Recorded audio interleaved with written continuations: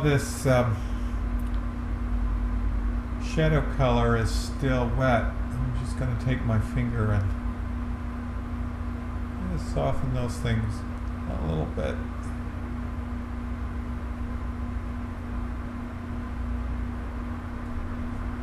And if they disappear, it doesn't matter. We'll get them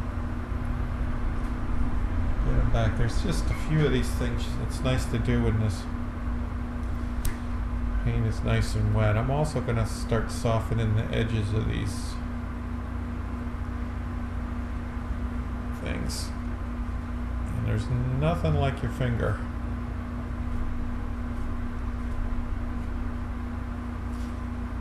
Like finger painting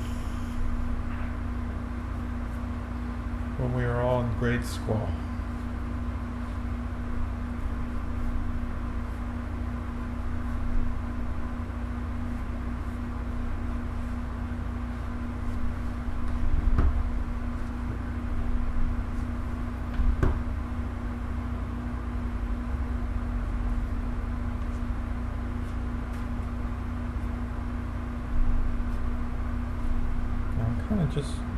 I'm softening the bottoms of these shapes. I'm leaving the top kind of sharp.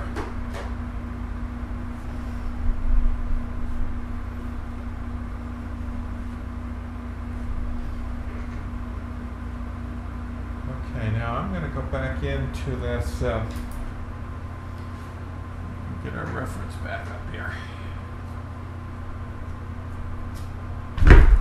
Oops.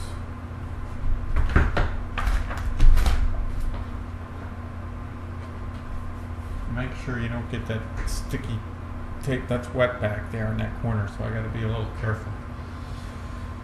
But over on my reference here, I want to get some more of the shadows of this grass while I've got this color out, and then we're going to start working on the foreground island shape.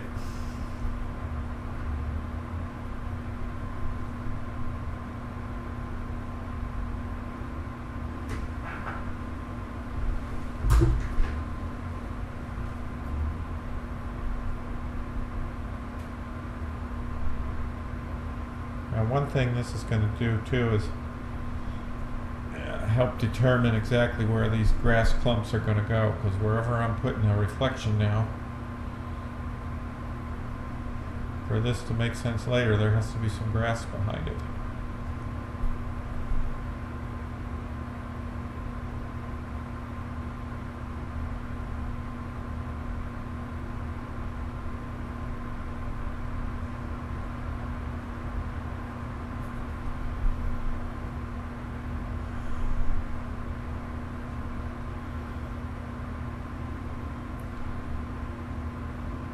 Got a little bit of this color reflecting in the water up as these banks disappear.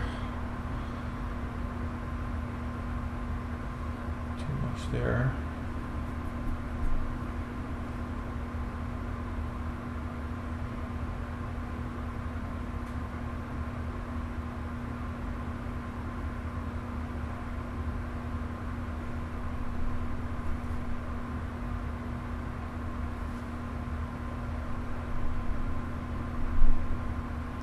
Just a few little small ones.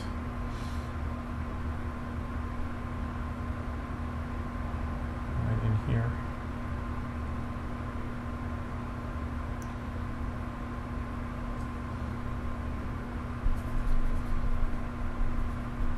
Okay, we're going to go back to our palette here and mix up a new batch of the very darkest color again. This is like what we used on the bottom of the boat here. It's straight up ultramarine blue and burnt sienna. And I'm going to keep it a little bit to the red side.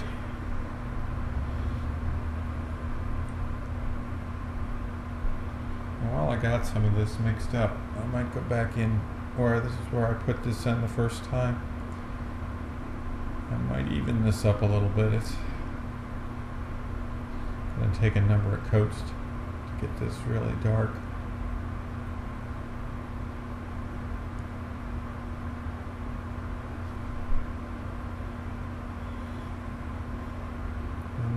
kind of blend that out into the shadow a little more. Make that transition a little less distinct. Alright, now I'm going to take this same mix and I'm going to go start over here at my landmass, and I'm just going to start drawing in the shadow shapes.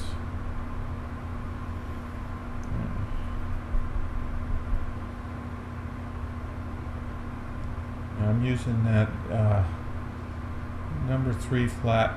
No, I'm using the number 3 flat for this.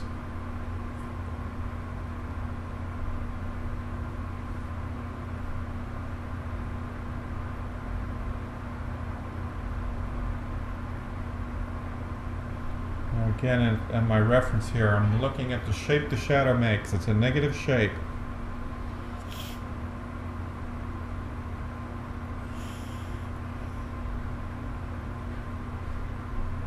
Now, as we come down here, there's a little landmass sticking out, and I'm just going to take this color and kind of outline where it goes. And this shadow continues around.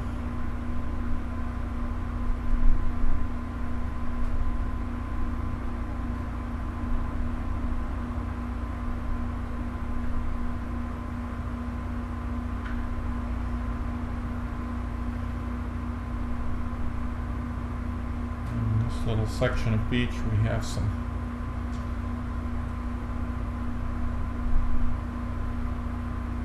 clumps of the weeds.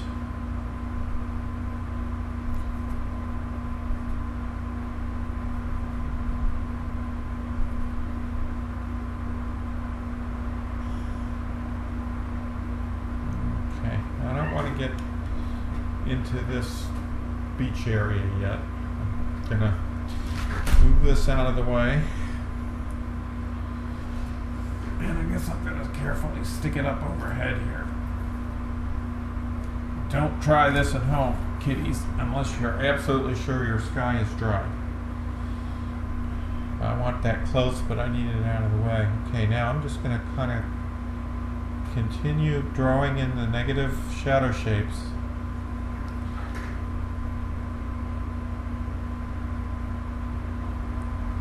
There, how's that?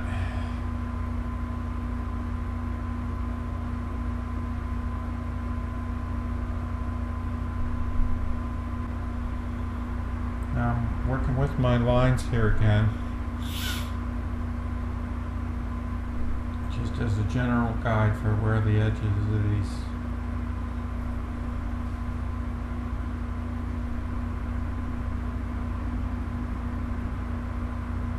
I guess there's a brush up there. Now I'm going to go to this to use a side brush.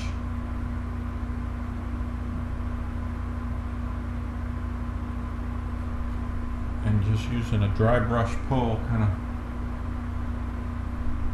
pulling off a little bit and just indicating where some of those shadow clumps are.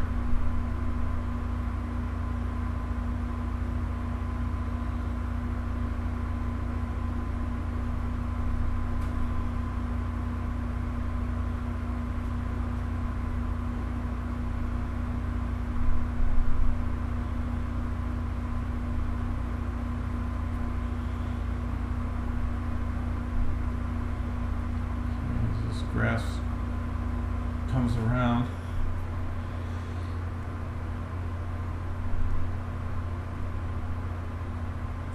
We'll just delineate some of these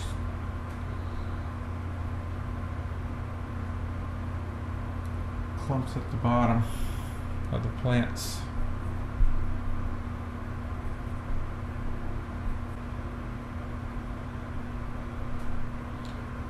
Alright, that's good enough for right now.